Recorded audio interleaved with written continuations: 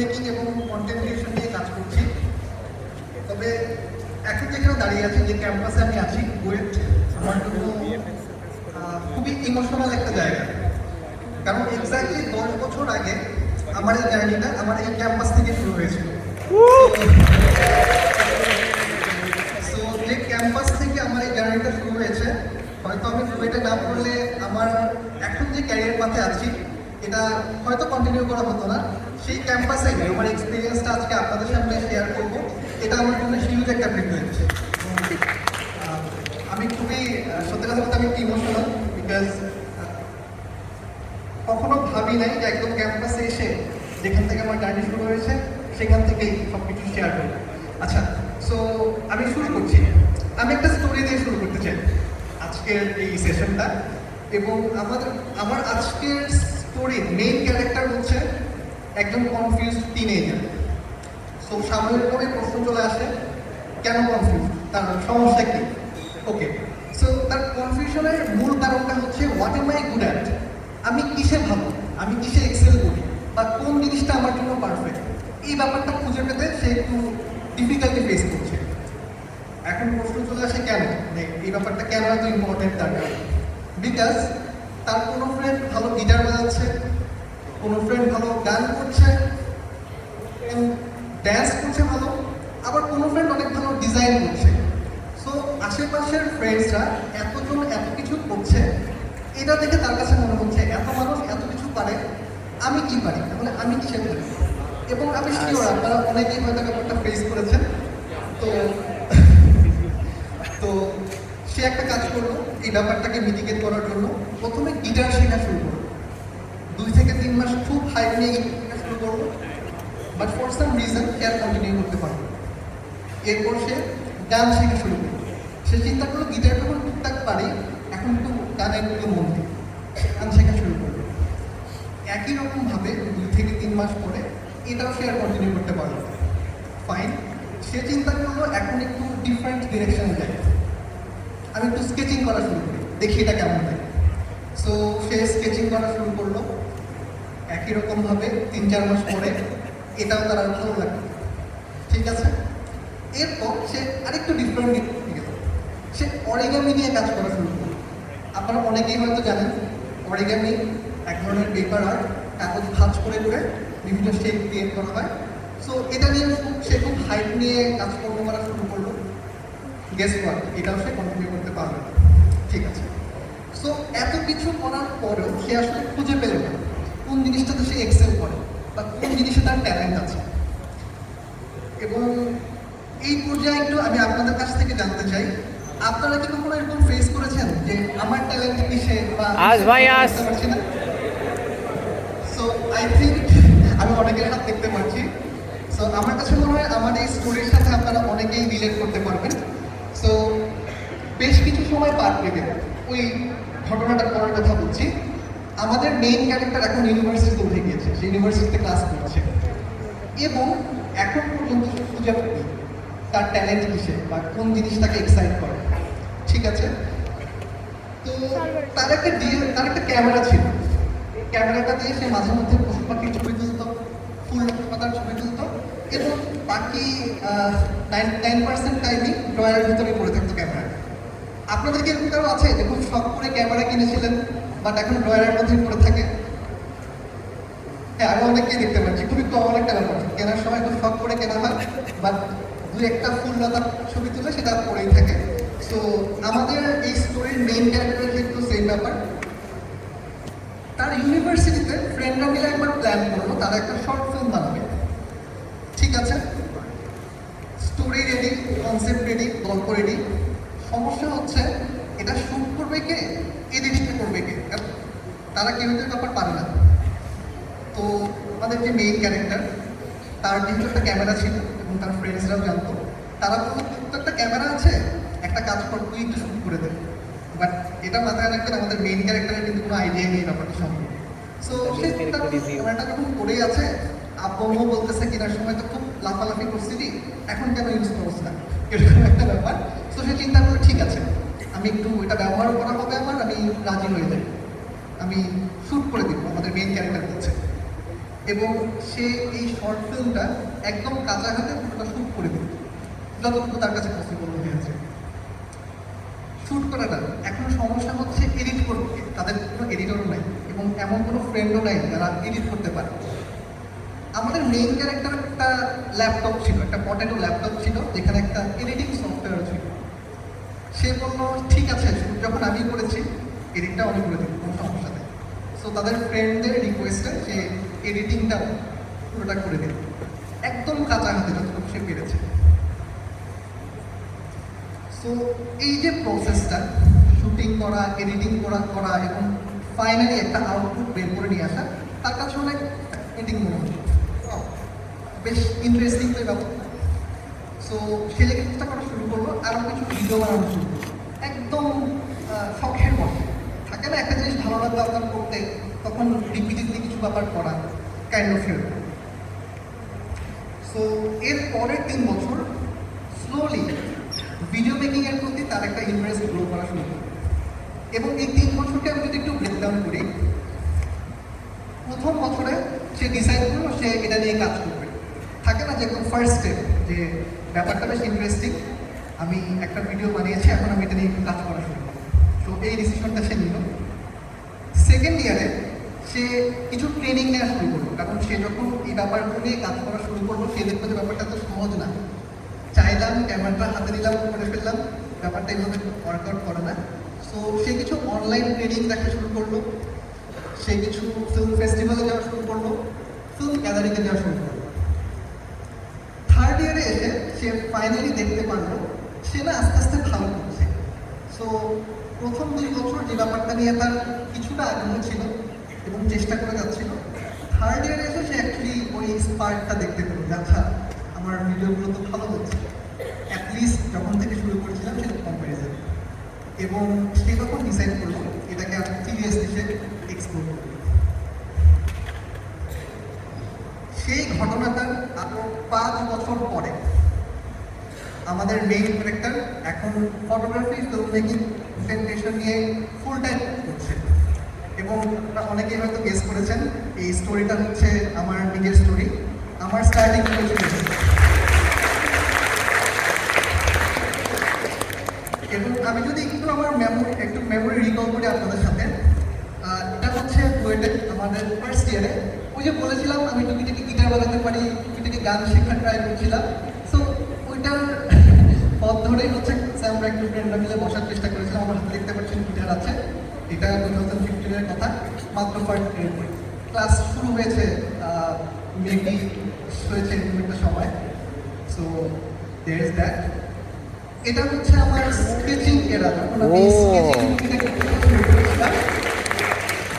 So শুরুর দিকে না অনেক ভালো লাগতো, বাট কেন যেন আর কন্টিনিউ করা হয়নি। বাট এগুলো হচ্ছে 2013 সালে আমার কিছু স্কেচ এবং আমার খুব পছন্দের দুটো স্কেচ। এটা হচ্ছে আমার অরিগামি শেখা শুরু করেছিলাম। সো ওই সময় ব্যাপারটা থেকে অনেক ইনভেস্টেড ছিলাম। দেখতে পাচ্ছেন আমি প্রিন্ট করে তারপর ওগুলোকে একটা জার্সি শেপ দিয়েছিলাম। বাম দিকেরটা হচ্ছে অরিগামি, ডান দিকেরটা হচ্ছে অরিগামি। ছোট্ট একটু ব্যাপার মেনশন করি, অরিগামিতে আপনি কোনো কাটা ছাড়া করতে পারবেন না, জাস্ট ভাঁজ করে করে একটা ফর্মে নিয়ে আসবেন। গ্লু ইউজ করতে পারবেন, আপনি কাটা ছাড়া করতে পারবেন। সো একটা নতুন ইনফরমেশন হয়তো অনেকের জন্য হতে পারে। এগুলো 2014 সালে করা। আপনারা অনেকেই হয়তো জানেন বুয়েটে একটা অরিগামি ক্লাব আছে, আপনারা কি জানেন? সবাই জানেন? সো বুয়েট অরিগামি ক্লাব খুব কালারফুল একটা ক্লাব। ওখানে প্রত্যেক বছরই খুব সম্ভব 16 ডিসেম্বরের সময় অথবা পয়লা বৈশাখে তারা খুব সুন্দর করে ডেকোরেট করে বিভিন্ন ওয়ার্কশপ নেয়। খুবই ওয়েল ডেভেলপড একটা ক্লাব, অ্যাটলিস্ট ওই ক্লাবটা নিয়ে অনেক প্রাউড। এবং আমি জানি না আপনারা সবাই জানেন কিনা, বুয়েট অরিগামি ক্লাব 2016 সালে আমি এবং আমার ফ্রেন্ডরা মিলে কিন্তু স্টার্ট করেছিলাম। এবং অরিগামি নিয়ে আমি এত বেশি অবসেসড ছিলাম যে আমাদের ডিএসডব্লিউ স্যার আমাকে বলছিল যে আমি 15 থেকে 20 বার স্যারের সাথে মিটিং করেছিলাম, স্যার প্লিজ এই ক্লাবটা আমাদের দরকার, খুলে দেন। তার কথা হচ্ছে অরিগামি দিয়ে কী হয়। সো এটা মানুষজন পছন্দ করতে দরকার নেই আমাদের। তারপর করেছিলাম আমাদের পুরো বুয়েট থেকে 1200 সিগনেচার কালেক্ট করেছিলাম যে বুয়েট অরিগামি ক্লাব দরকার আছে, এবং ফাইনালি অরিগামি ক্লাব এস্টাবলিশ করা হয়েছিল। বাট আমরা অনেক ভালো ভালো কিছু কাজ করেছিলাম। আমরা জাগো স্কুলে চলে যেতাম, সেখানকার বাচ্চাদেরকে আমরা অরিগামি শেখাতাম, বইটা তো ওয়ার্কশপ চলতেই থাকতো এবং বাচ্চারাও আসলে খুব ইন্টারেস্টেড থাকতো যে কাগজ যেগুলো কী করে ফেলতেছে। সো ওই ব্যাপারটাও আসলে আমার জন্য খুব ইম্পর্টেন্ট ছিল। বাট বইটা অরিগামি ক্লাব এখন খুব তাদের অ্যাক্টিভিটি করে থাকে। এবং এটা হচ্ছে সেই মোমেন্ট এক্স্যাক্টলি 10 বছর আগে আর্কিটেকচার বিল্ডিংয়ের পিছনে আমার ফ্রেন্ডরা মিলে ওই যে একটা শর্ট ফিল্মের কথা বলেছিলাম, সেই শর্ট ফিল্মটা শুট করছিলাম। আমার কোনো আইডিয়া ছিল না কীভাবে শুটিং করতে হয়, ক্যামেরা সেটিংস কী, ফ্রেমিং কী, অ্যাঙ্গেল কী, কোনো আইডিয়া ছিল না। বাট ইউটিউব ঘাটাঘাটি করে যতটুকু আমার মনে হয়েছে সেটা দিয়ে হচ্ছে শুটিং করছিলাম আমার ফ্রেন্ডসরা মিলে। সো ওই পয়েন্টটা থেকেই অ্যাকচুয়ালি আমার জার্নিটা শুরু।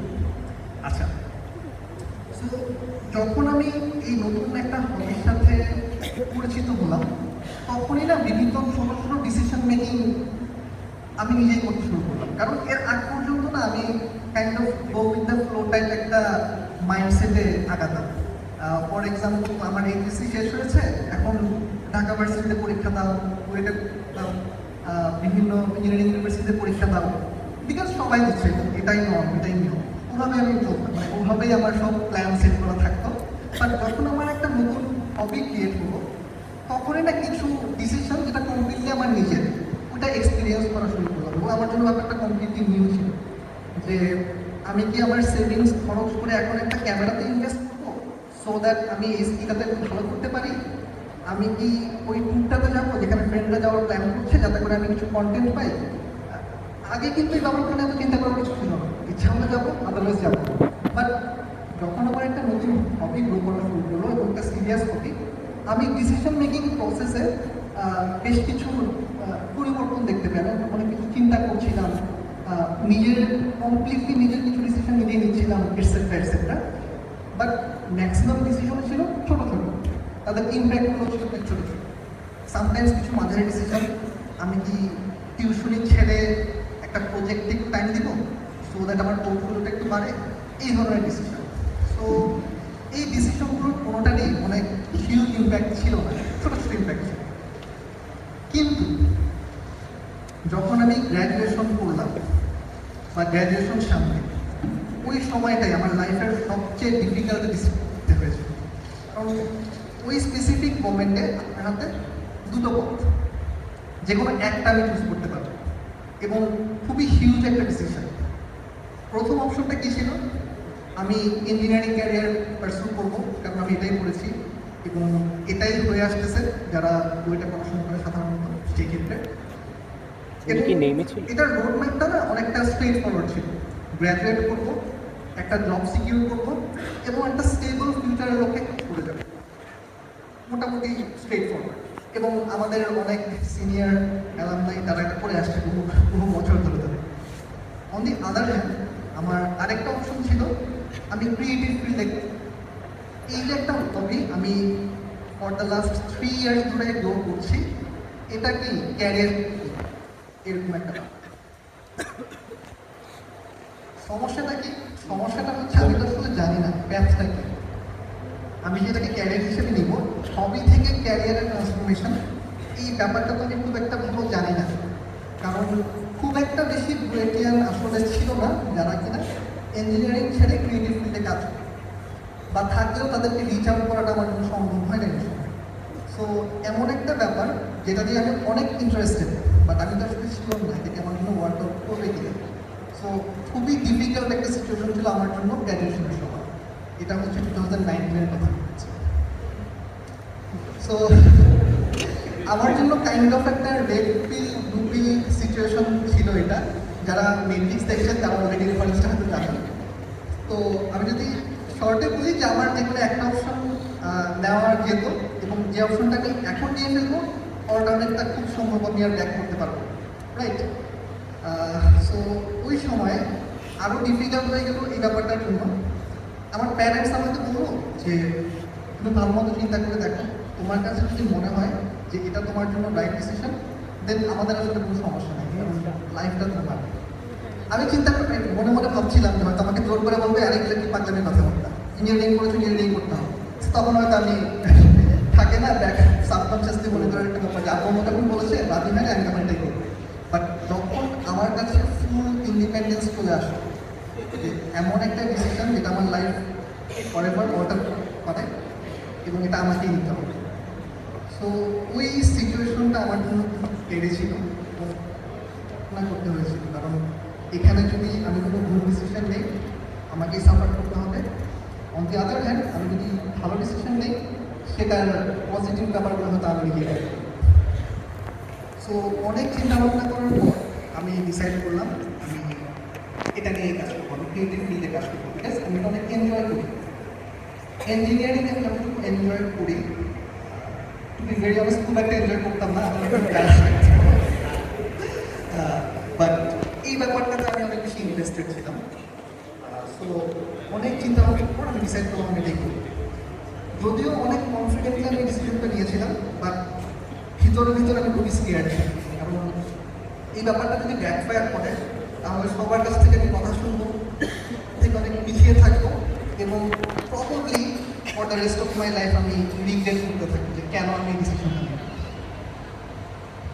এবং ওই স্কেরি মোমেন্টের 6 মাস পরেই আমার লাইফের বলবো না, ওই সময় সবচেয়ে বড় প্রজেক্ট আসাম খানের সাথে প্রজেক্টের অফার চলে আসবে। সো কীভাবে যেন আল্লাহ মিলাই দেয় যে ওই ব্যাপারটা, কারণ সময় আসলে আমার খুব ভলনারেবল একটা অবস্থা ছিল। এখন সমস্যা হচ্ছে আরেকটা, তাহসান খানের একটা গান শুট করার জন্য যে পরিমাণ এক্সপিরিয়েন্স দরকার, যে পরিমাণ নলেজ দরকার, কোনোটাই আমার ছিল না। কারণ আমি মাত্র গ্র্যাজুয়েট করে টুকিটাকি প্রজেক্ট করছি, মাঝে মাঝে দু একটা প্রজেক্ট করি, ব্যাপারটা অনেকটা এরকম। সো এত বড় একটা প্রজেক্ট আমি করবো সেই কনফিডেন্স আমার ছিল না, টু বি ভেরি অনেস্ট, কারণ আমি জানি না কীভাবে একটা মিউজিক ভিডিও শুট করতে হয়। বাট দেন অ্যাগেন আমি যদি এই প্রজেক্টটা না নেই হয়তো আমাকে 1 বছরের জন্য পিছিয়ে থাকতে হবে, কারণ it's a huge exposure, right? যে আমি তাহসান খানের জন্য একটা মিউজিক ভিডিও শুট করেছি। সো অনেক চিন্তা ভাবনা করার পর অলমোস্ট আমি ছেড়ে দিয়েছিলাম। পরে অ্যাকচুয়ালি রিয়েলাইজ করলাম আসলে আমি যদি এটা এখন না নেই, আমার মনে হয় না যে কোনো একটা সময় আসবে যে আমি রেডি থাকবো। অলওয়েজ এরকম হবে যে একটা অপরচুনিটি আসলো, আইদার রেডি হয়ে সেটা নিয়ে না অথবা রিগ্রেট করা। সো আমি সাহস করে সেটা নিয়ে নিলাম এবং উইদিন 1 উইক আমি একদম রিসার্চ করে ভাজা ভাজা করে ফেললাম যে কীভাবে একটা শর্ট ফিল্মটা সাথে মিউজিক ভিডিও শ্যুট করতে হয়, কোন অ্যাঙ্গেলে করতে হয়, কী কী জিনিস করলে এডিটিংয়ে আমার জন্য সুবিধা হবে, কারণ ফুল প্রজেক্টটাই হচ্ছে আমাকে নিতে হয়েছে, শুটিং অ্যান্ড এডিটিং। সো একদম নতুন সব কিছু দিয়ে অনেকে থাকেন, আপনারা অনেকেই আছেন রাইট, যে আগের দিন হচ্ছে সিটির পড়া করেন, আরেকটু সিরিয়াসলি বললেন টার্ম ফাইনাল আগে যে সময় ওটাতেই প্রথম তুলে দেখেন স্লাইডগুলো।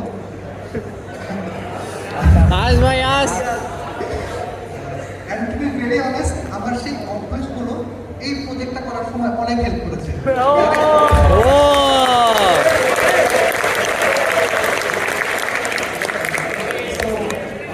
কাইন্ড অফ মনে হচ্ছিল আবার ওই সিটির আগের রাত বা টার্ম ফাইনালের আগের রাতে আসি, বাট প্যারা নাই, আর একটা কথা আপনাদের এটা বইটার একটা আমার বড় কথা যে আপনারা যখন বুয়েটের প্রেশার নিয়ে ফ্যামিলিয়ার হয়ে যাবেন, আমার মনে হয় না যে ফিউচারে কোনো কিছু নিয়ে আপনাদের প্যারা কখনো ফিল হবে। সো অনেক রিসার্চ করে অনেক সুন্দর মতো প্ল্যানিং করে ফাইনালি আমি প্রজেক্টটা করলাম এবং লাকিলি কোনো জায়গায় কোনো মেস আপ হয়নি। সাধারণত এইসব ব্যাপারে প্রথমবার কাজ করার সময় মেস আপ হয়েই যায় কোনো না কোনো জায়গাতে, বাট লাকিলি খুব সুন্দর মতো এই প্রজেক্টটা আমি কমপ্লিট করেছিলাম। তাহসান খান বেশ হ্যাপি ছিল, আমাদের ক্লায়েন্ট ছিল ইয়ামাহা, তারাও বেশ হ্যাপি ছিল। এই গানটার নাম হচ্ছে প্রিয় গান্ত, যদি কেউ ওয়ান্ডার করে থাকেন, প্রিয় গান্ত নামে একটা গান 2020-এ বের হয়েছিল, সেই গানটার শুটিং হচ্ছে এটা ছিল। তো সময় পেলে হয়তো দেখবেন। আচ্ছা, সো এতগুলো কথা বলার পেছনে এখন যদি একটু কনক্লুশনে আসি এই স্টোরিটা, আমি যেটা রিয়েলাইজ করলাম যখন আমি ডিসিশনটা নিজে নিয়েছি কমপ্লিটলি পজিটিভ কিছু হলে সেটা আমি ইমপ্রুভ করবো, কোনো ব্যাকফায়ার কিছু করলেও সেটা আমাকে সাফার করতে হবে। ওই সময় আমি যেসব কাজকর্মগুলো করছিলাম তখন অনেক রেসপন্সিবলভাবে করছিলাম। যেমন আমি যখন রিসার্চ করছিলাম এই মিউজিক ভিডিওটার জন্য অনেক কেয়ারফুল ছিলাম, অনেক নোটস দিচ্ছিলাম, টাইম মনে হচ্ছিল যেন আমি একটা রিসার্চ পেপার লিখছি, যদিও দুটাকে আমি মিলাচ্ছি না, দুটো দুই জিনিস, বাট কাইন্ড অফ মনে হচ্ছিল আমি একটা এমনভাবে ব্যাপারগুলোকে সাজাচ্ছি যাতে মেস আপ না হয়। এবং তখনই আমি for the first time feel করলাম যে আমি আসলে অনেক রেসপন্সিবলভাবে সব কিছু করছি, যেটা আমার জন্য অনেক ডিউ ছিল। কারণ আগে ছিল ব্যাপারটা এরকম, কোনো কিছুতে মেস আপ বলে এটা তো আসলে প্রশ্ন, আমি তো এটা করিনি, এটা তো আমার আব্বু বলছে থেকে করছে, এটা মেস আপ করছে, এরকম একটা এক্সকিউজ ছিল। বাট যেহেতু এখন আমি কোনো এক্সকিউজ দিতে পারছি না, সো সেই ক্ষেত্রে আমাকে কিন্তু অনেক চিন্তা ভাবনা করে কাজ করতে হচ্ছে। আমি কোনো মেস আপ হলে এটা আমার উপরে এসে। এরপরে লাকিলি আমি অনেকগুলো ব্র্যান্ডের সাথে কাজ, কিছু কিছু ব্র্যান্ড ছিল আমার ড্রিম ব্র্যান্ড, যাদের সাথে আমি আমার ফিল্ম মেকিং জার্নির দিকে চিন্তা করতাম যদি কখনো একবার সনির সাথে কাজ করতে পারতাম, স্যামসাংয়ের সাথে কাজ করতে পারতাম। এবং আমি খুব ফর্চুনেট ছিলাম, আমি অনেকগুলো ব্র্যান্ডের সাথে কাজ করেছিলাম, অনেকগুলো ইন্টারন্যাশনালের সাথে কাজ করেছিলাম। এবং সো ফার আমি যতগুলো ডিসিশন নিয়েছি আমার লাইফে, তার মধ্যে বেস্ট ডিসিশনগুলোর মধ্যে একটা ছিল এই ক্রিয়েটিভ ফিল্ডকে চুজ করে দেওয়া, এবং আমার ভবিষ্যতে খুব ভালো মতো বার করতে পারছি।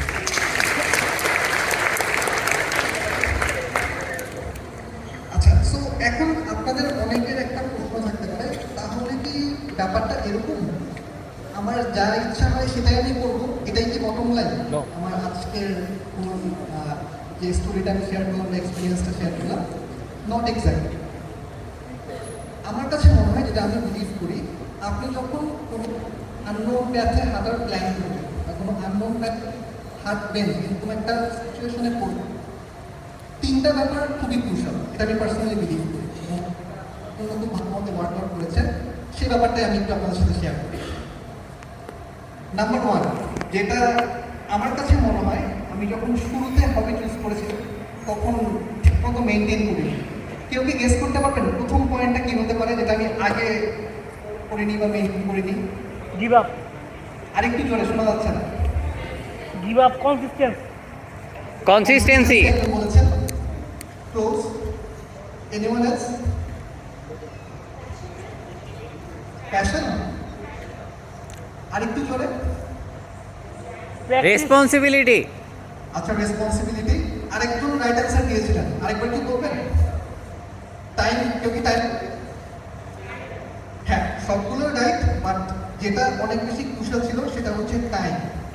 দেখেন, আপনি যখন একটু ইউনিক কোনো প্যাথ চুজ করবেন, তখন একটা ইম্পর্টেন্ট ব্যাপার হচ্ছে আপনি সেটাকে এনাফ টাইম দিচ্ছেন, অথবা এনাফ টাইম আপনি অ্যালোকেট করেছেন।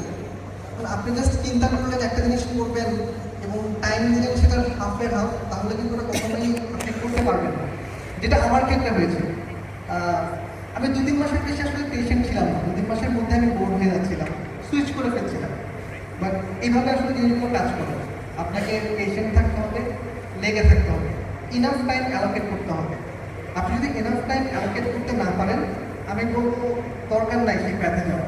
কারণ চান্সেস আর যখন আপনি টাইম অনেক শর্টেজ হয়ে যাবে, তখন বলবেন যে না, এটা আমার জন্য, যেটা আমার শুরুর থেকে হয়েছে। আমি কিন্তু স্কেচিং অনেক ভালো করছিলাম, নিজেও ফিল করতে পারছিলাম, বাট কেন যেন আমি আর কন্টিনিউ করি। সো আমি ফিল করি আমি যদি ওই সময় এই হবিগুলোর পিছনে আরেকটু বেশি টাইম দিতাম, হয়তো সেগুলোতেও আর অনেক ভালো করতে পারতাম। বাট এখন আমি কখনো জানতে পারবো না সেটা, যদি এনাফ টাইম দিই। সো আমি যদি একটা ছোট্ট ডিরেকশন আপনাদেরকে দিই, যখনই কোনো একটা নতুন কিছু শুরু করবেন, ওটার জন্য যে এস্টিমেটেড টাইম দরকার হয় সেটা তো আপনি বুঝে নিলেনই, তার সাথে 20% একটা হেডরুম অ্যাড করে রাখবেন। কারণ আমরা যতই প্ল্যান করি না কেন, আমরা প্রোক্রাস্টিনেট করি, বসে বসে টাইম ওয়েস্ট করি, এই ব্যাপারটা হয়েই থাকে। সো আপনি যদি 20% হেডরুম সহ একটা টাইম অ্যালোকেট করতে পারেন এবং সেই অনুযায়ী ওই কাজটাকে প্রসিড করেন, চান্সেস আর ওটাতে আপনার কোনো প্রবলেম হবে। এবং এটা আমার নিজের থেকে বলছে। সো এটা একটু মেনটেন করতে পারেন, প্রথম পয়েন্টটা। Point number 2, development. এবং আমি যদি একটু খুলে বলি, ডেভেলপমেন্ট ট্র্যাকিং।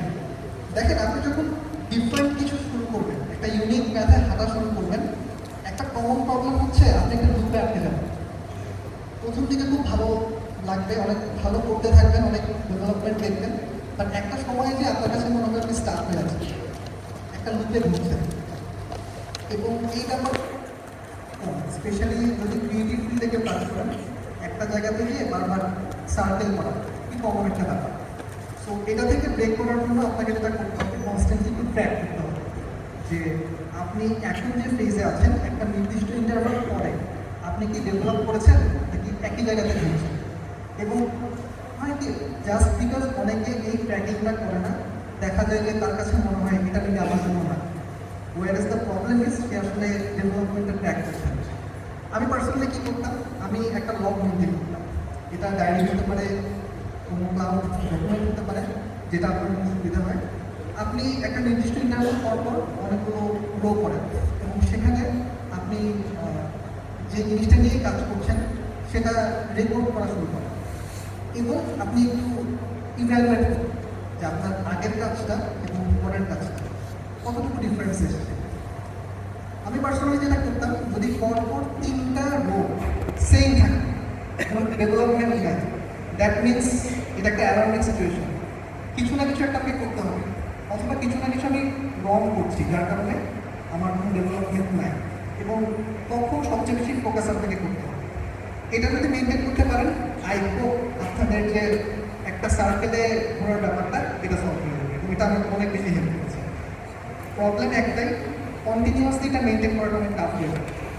প্রত্যেক সপ্তাহে হতে পারে, প্রত্যেক মাসে হতে পারে, যেটা আপনার জন্য পছন্দ।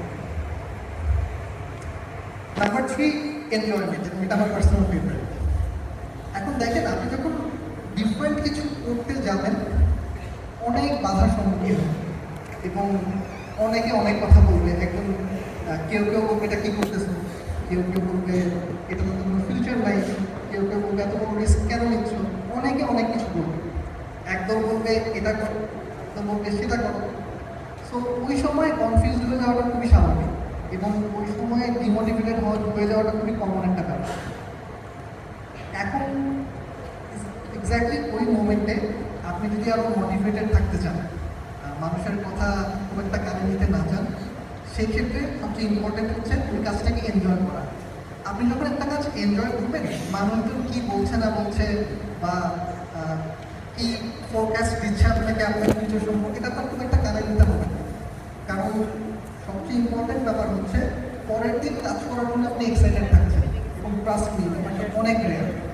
সাধারণত মানুষজন কাজের কথা শুনলে আরও চিন্তা করে কালকে আমার কাজ করতে হবে, উইকেন্ড কবে আসবে। বাট আপনি যদি সামহাও এটা ক্র্যাক করে এটা করতে পারেন যে সকাল হবে কখন, এবার কাজ শুরু করতে পারবো কখন, then you are the winner. এটা আমি পার্সোনালি ফিল করি।